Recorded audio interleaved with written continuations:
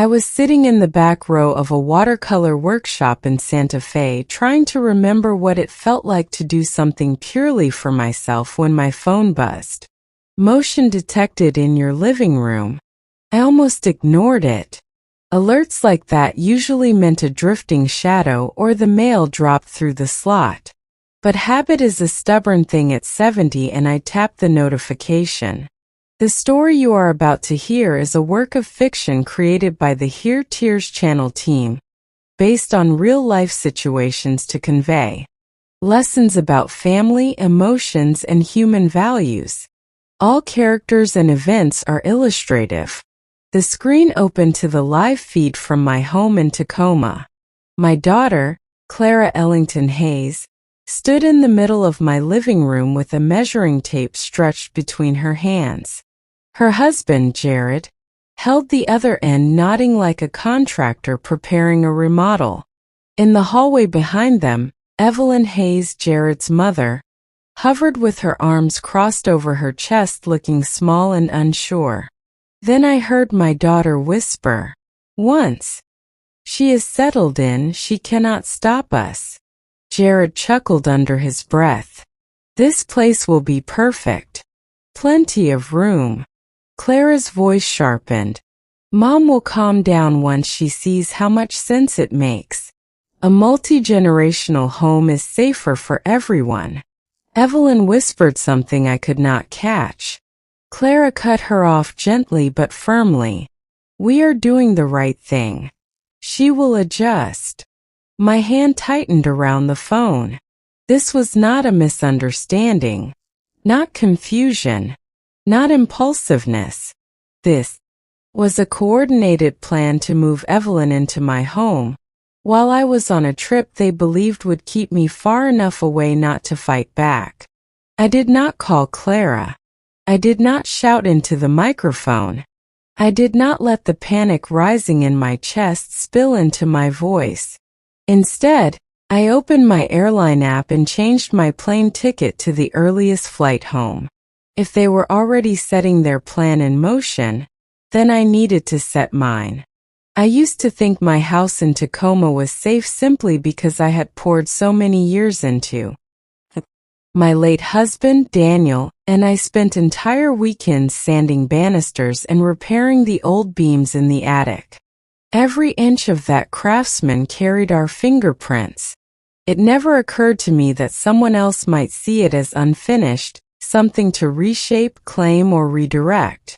Clara's hints started small. "Mom, this place is too big for one person," she would say as she walked from room to room, touching surfaces like an appraiser. "You could do so much more with all this space." I told her I liked things as they were. She smiled as if she knew better. Then Jared began chiming in during visits. "You know, Maris, the equity in a house like this could do a lot of heavy lifting," he said once, tapping the door frame as though assessing its value. "People your age should think about simplifying." I remember pausing with the dish towel in my hands, wondering when my life became a renovation project in their minds. Evelyn came by occasionally, usually at Clara's insistence. She seemed uneasy every time. She would sit at my kitchen table, fiddling with her wedding ring, glancing toward Clara as if seeking permission to speak. "Clara just wants everyone together," she murmured once. "She means well."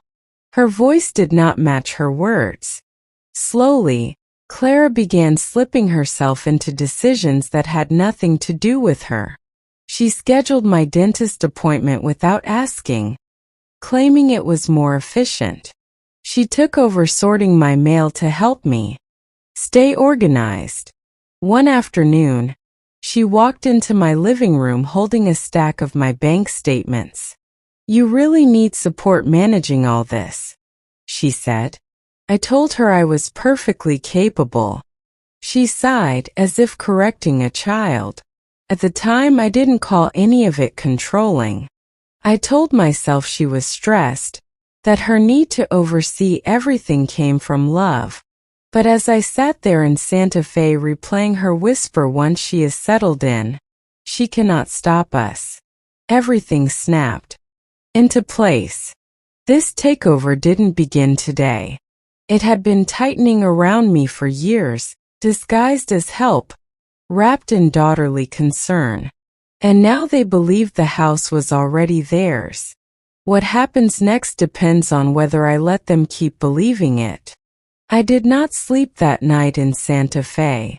I lay in the dark listening to the distant hum of cars, replaying Clara's whisper over and over until the words felt carved into me.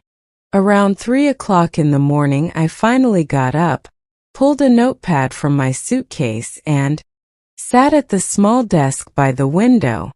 I wrote her name at the top, Clara Ellington Hayes. Then I began listing the things I had given her. The down payment for her first condo. She had called it a loan. Just until we get settled, she promised. That was more than 15 years ago. Not $1 had ever come back. 3 months of child care when she said she could not afford daycare. I fed the grandchildren, rocked them through fevers, stayed awake while she caught up on sleep. Clara thanked me with a hug and then asked if I could extend it a little longer. The emergency fund I gave Jared when his business partner supposedly betrayed him. $10,000 handed over in a trembling envelope because Jared looked desperate and Clara was crying. 2 weeks later, he posted photos of a weekend getaway. And then there were the things I could not quantify. The nights Clara arrived on my doorstep in tears because her life felt overwhelming. The hours I sat with her while she vented, reassuring her that she was capable, strong, misunderstood, exceptional. The emotional scaffolding I built for her piece by piece until she learned to lean on me without ever standing on her own.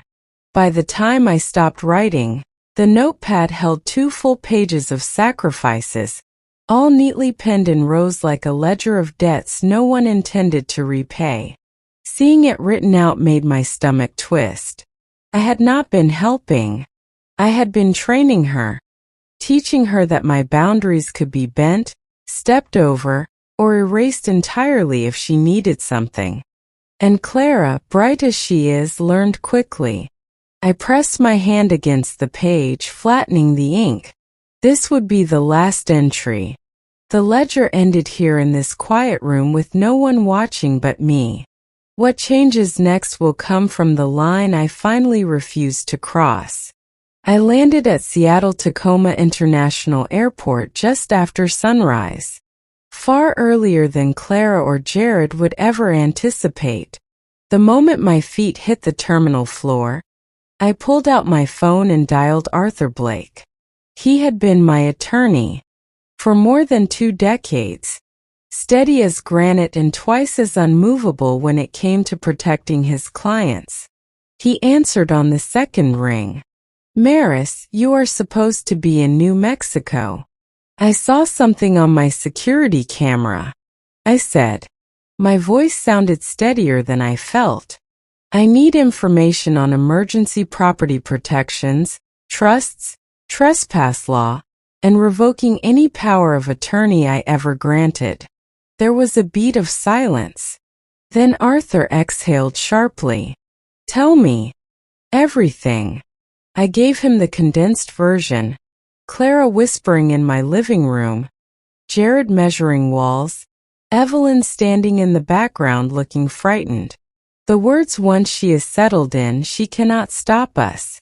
Arthur's tone shifted. "You should not confront them alone. I will draft the paperwork today. Come to my office as soon as you can." "I am not going home yet," I said. "They think I am still out of state." "That's useful." Another pause. "You are setting a trap." "I am creating clarity." He agreed to have everything ready within hours. Instead of taking a taxi to my house, I rode to the North End neighborhood and stopped at the home of my next-door neighbor, Mrs. Kamala Patel. She opened the door in a quilted robe, surprised to see me. "Maris, you are back early. I need your help," I said quietly. "And I need you to keep this between us for now." Inside, over a mug of tea I barely touched, I told her what I had seen on the camera. Her eyes widened, anger flashing across her face. "They planned this while you were hundreds of miles away," she said. "What do you need from me?" "A witness," I replied. "Someone who can observe without interfering." She nodded immediately. "Say no more. You can stay here until you decide to walk through your own front door." We stepped out onto her porch, the view of my house clear and unobstructed.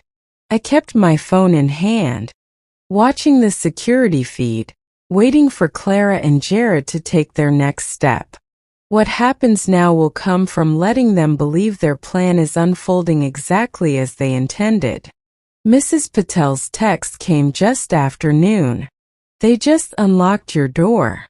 I stepped closer to her front window, watching as Clara's SUV pulled into my driveway. Jared climbed out first, carrying a box labeled office. Evelyn followed, moving slowly, clutching a folded sweater to her chest. Clara barked quick directions, her tone brisk and rehearsed. "Jared, the back bedroom. That will be Evelyn's space for now. We will adjust once we settle in." Evelyn hesitated on the walkway. "Clara, your mother said this was all right. She invited me." "I do not want to intrude." I pressed my knuckles to my mouth. That lie, the softness of it cut deeper than any whisper on my security feed. Clara looped her arm through Evelyn's and tugged her forward. "Mom asked me to handle everything.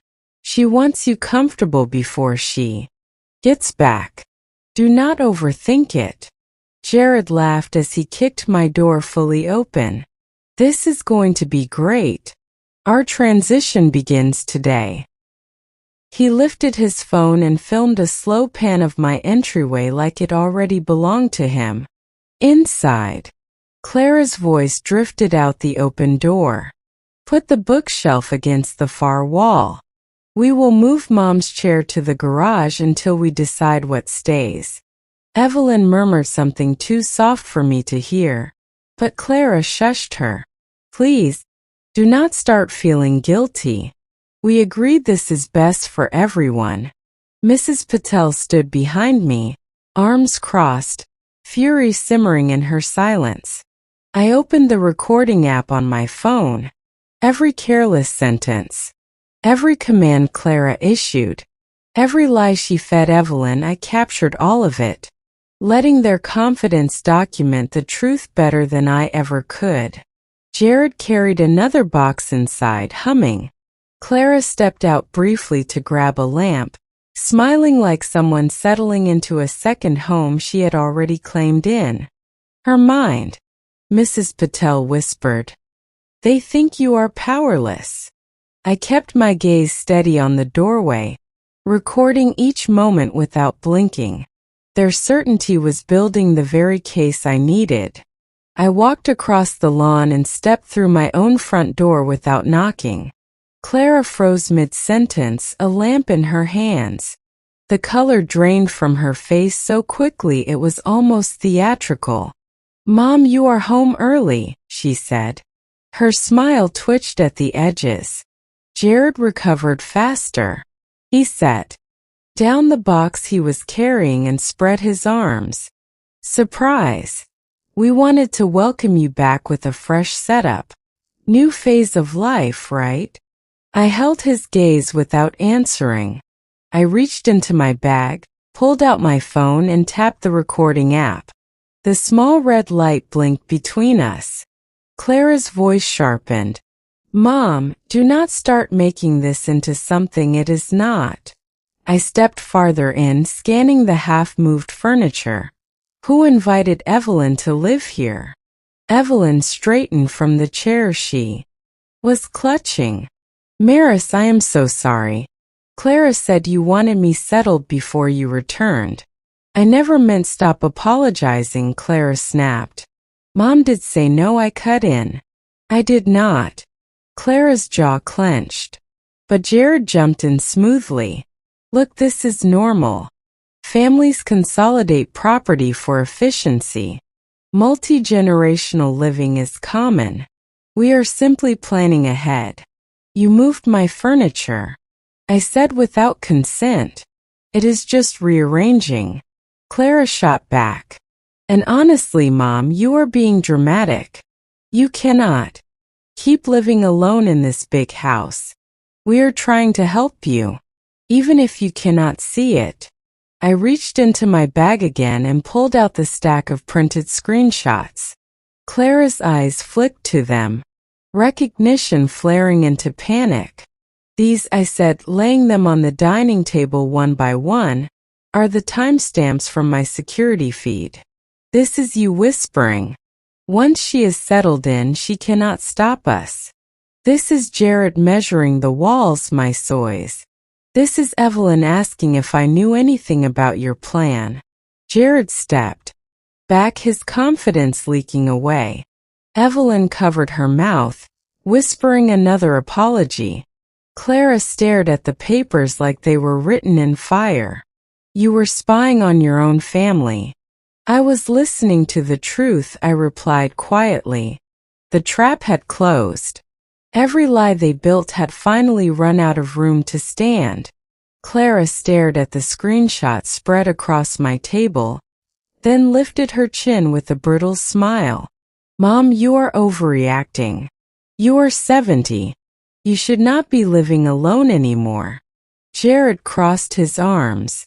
We are trying to help you before something happens. You should be grateful we stepped in. Clara moved closer, lowering her voice as if reason might soften the blow. You need support. You forget things. You get overwhelmed. We are doing what is best for you. Each word slid toward me like a hook meant to pull me back into place. I had spent years letting those hooks catch. Not today. I reached into my bag and placed a folder on the table. Arthur Blake prepared documents for me this morning. Clara blinked. Documents? For what? For clarity, I said, opening the folder. First, you are removed from all financial authority. Every verbal permission you ever assumed is gone. Jared scoffed, but I continued. Second, the house is now protected under a trust. No one can consolidate anything, and no decisions can be made about my property without my explicit written approval. Evelyn's eyes filled with tears. Maris, I never wanted, I know, I said gently. You were pulled into something you did not understand. Clara's voice cracked. You are punishing us for caring. You were not caring, I replied. You were planning. Jared slammed his palm on the table. You cannot just undo everything. We moved things in. We started the process. This house should be shared. And third, I said, sliding one final document forward. This is a formal notice that no one may reside in my home without my signed consent. That includes family. Clara's face twisted. You called a lawyer against your own children. I defended myself. I said, before Clara could reach for her phone, before she could twist the narrative into something vindictive, I dialed Officer Dana Ruiz. This is Maris Ellington, I said when she answered. I need assistance at my home. There is a trespass situation in progress. Clara's mouth fell open as the call ended. The line between us had finally been drawn. Officer Dana Ruiz arrived within minutes. Calm and steady, her notebook already in hand. Clara stepped forward immediately. Officer, my mother is confused. She said, forcing a tremble into her voice. We were helping her. She is blowing this out of proportion. Officer Ruiz held up a hand. I will speak with everyone one at a time. I handed over the folder Arthur had prepared, trust documents, the trespass notice, the timestamp screenshots, and the printed transcript of Clara's whisper. Ruiz scanned the pages, her expression tightening. "Is this your voice?" she asked Clara, tapping the line where Clara whispered. "Once she is settled in, she cannot stop." "Us." Clara swallowed. "That is out of context." Mrs. Patel stepped from my doorway. "It is entirely in context." I watched them unlock her door with a key Maris did not authorize. Ruiz nodded and opened the audio file from my security feed. Clara's whisper filled the room. Jared winced. Evelyn closed her eyes. Ruiz finished the recording, then spoke quietly. "All right. Based on the evidence, no one besides Miss Ellington has legal permission to occupy this home. You will remove your belongings now." Jared bristled. "You cannot throw us out. This house should have been ours eventually. We were planning ahead. It is not yours." Ruiz replied. "You need to gather your items." Evelyn stepped toward me, voice breaking. "Maris, I am so sorry.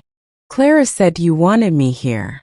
I never would have stepped inside if I knew the truth. I know I told her. You were used." Clara's composure cracked. "Stop pretending you are the victim. You are tearing this family apart. We were trying to help you. Mom, you are old. You cannot handle this house alone." "That is my decision," I said. Jared muttered under his breath. "We should have just pushed this through months ago." Ruiz turned to him sharply. "Sir, I need you to watch your tone." Clara pointed at me, tears streaking her cheeks. "You ruined everything. You could have let this be easy." I stepped forward, meeting her eyes. "You did not lose my house. You lost access to me." She blinked, stunned. Jared's mouth fell open. Evelyn let out a small gasp. Ruiz handed Clara the trespass notice. "Until further legal review, you are not permitted on this property without written consent." Clara looked from the paper to me, realization hitting her like a blow. "You talked to a lawyer. You changed everything behind my back." "I protected my life," I said, "from you." Clara did not speak again. She simply turned, gathered what little she had brought in, and walked out beside Jared, their anger and confusion trailing behind them like dust. Evelyn paused at the door. "I hope someday this can be gentler," she whispered. Then she followed them down the walkway. Mrs. Patel closed the door softly. The house, for the first time in months, felt like mine again. 2 months passed before I realized how quiet my home had become. Not empty, not lonely, just quiet in a way that felt earned. The trust was finalized. The trespass order was signed and filed. Arthur Blake confirmed that the disinheritance papers were received and processed. Every piece of protection I once assumed I did not deserve now sat firmly in place. Clara and Jared's finances unraveled soon after. The debt they had tried to redirect onto me circled back to them. And without access to my house or my resources, they were forced to confront the consequences themselves. I heard through Mrs. Patel that Jared lost a listing, then another. None of it brought joy, only a sense of release, like finishing a long and overdue exhale. Evelyn wrote to me from her new senior apartment. Her letters were short, apologetic, handwritten in neat looping script. "I never wanted to be part of anything harmful." She wrote, "Thank you for treating me kindly, even when others did not." I wrote back, not often, but enough to help her feel untangled from the mess her son and my daughter created. One afternoon, my granddaughter Lily called. Her small voice wavered. "Grandma, Mommy says we cannot visit anymore. Did we do something wrong?" "No, sweetheart," I told her. "You did nothing wrong. Grown-ups sometimes need space to fix their own problems. But I love you very much." She asked if I would come to her school play.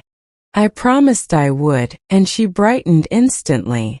When the call ended, I sat for a long moment holding the quiet with both hands.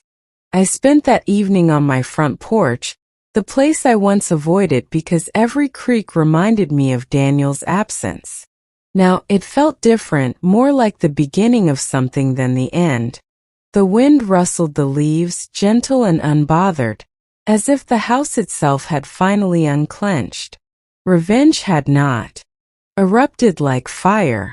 It came as a single decisive click, the sound of a door I closed after a lifetime of leaving everything wide open for others to walk through. Protecting myself was not cruelty. It was the purest kind of peace. I blocked Clara's number last week. I thought it would sting, but it felt like slipping out of a coat that never fit. The weight was gone. My home was mine again. My life was mine again. And for the first time in many years, I was not surviving a storm. I was standing in clear, quiet air. If you felt something in my story, tap like, drop a comment, or subscribe to hear more stories from voices like mine.